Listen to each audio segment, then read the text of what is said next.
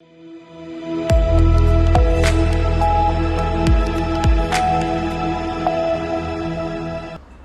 गुजरात से, जब वाघोडिया के आरआर काबरा फाउंडेशन द्वारा संचालित श्री स्वामी गोविंद देवगिरी देव संस्कृत महाविद्यालय में 2025-26 सत्र का प्रवेशोत्सव मनाया गया, जिसमें विभिन्न राज्यों और जिलों से लगभग 30 छात्रों को संस्कृत पाठशाला में प्रवेश दिया गया। कई छात्रों ने लुप्त होती संस्कृत भाषा को संरक्षित करने एवं संस्कृति को बचाए रखने के उद्देश्य से प्रवेश लिया। बता दें कि उद्घाटन समारोह में आचार्य डॉक्टर बालकृष्ण दवे, जयपुर वेद विद्यालय की निमेश जी पांड्या, सहेली फाउंडेशन के अध्यक्ष भगवती बहन सहित सांस्कृतिक और शैक्षणिक सत्र के अनेक गणमान्य अतिथि मौजूद रहे। नाडियाड ब्रह्मर्षि संस्कृत महाविद्यालय के मार्गदर्शक आचार्य डॉक्टर अमृतलाल भोगडे को भी स्मरण किया गया। इस अवसर पर छात्रों और उनके अभिभावकों की बड़ी संख्या की मौजूदगी रही। आचार्य डॉक्टर बालकृष्ण दवे ने नववर्ष में प्रवेश कर रहे विद्यार्थियों को शुभकामनाएं दी। जय श्री कृष्ण। हूँ पायल जोशी।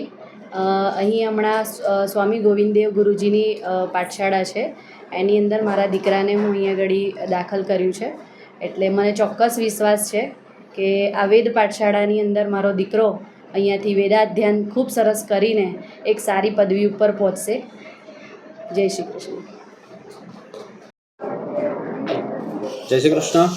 काबरा फाउंडेशन द्वारा संचालित श्री स्वामी गोविंद देवगिरी वेद संस्कृत महाविद्यालय में आज सत्र 2025-2026 में नूतन छात्रों प्रवेश उत्सव योजायो।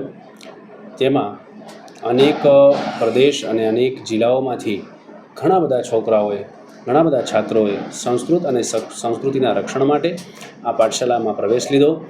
आ प्रवेश उत्सव में अतिथि तरीके जयपुर वेद विद्यालयना अमरा श्री निमेशजी पंड्या, सहेली फाउंडेशन अध्यक्ष भगवतीबेन અને સાથે સાથે ઘણા બધા અમારા એવા સાંસ્કૃતિક અને શૈક્ષણિક ક્ષેત્રથી જોડાયેલા અમારા મિત્રો જોડાયા। આ પાઠશાલાને જે પોતાનો સમય આપે છે, જે પોતાનું શૈક્ષણિક ક્ષેત્રની અંદર માર્ગદર્શન આપે છે, એવા નડિયાદ બ્રહ્મર્ષિ સંસ્કૃત મહાવિદ્યાલયના પ્રધાનાચાર્ય ડૉક્ટર અમૃતલાલ ભોગાયતાજી, જે સમય અને પરિસ્થિતિના અનુરૂપે અહીંયા ન આવી શક્યા, એમનો પણ આશીર્વાદ અને એમને પણ માર્ગદર્શન અમારી જોડે છે।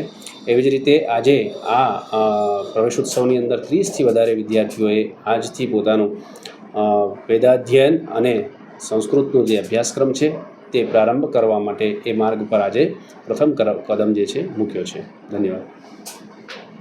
गुजरात के वाघोडिया से सी न्यूज़ संवाददाता हुसैन मंसूरी की रिपोर्ट।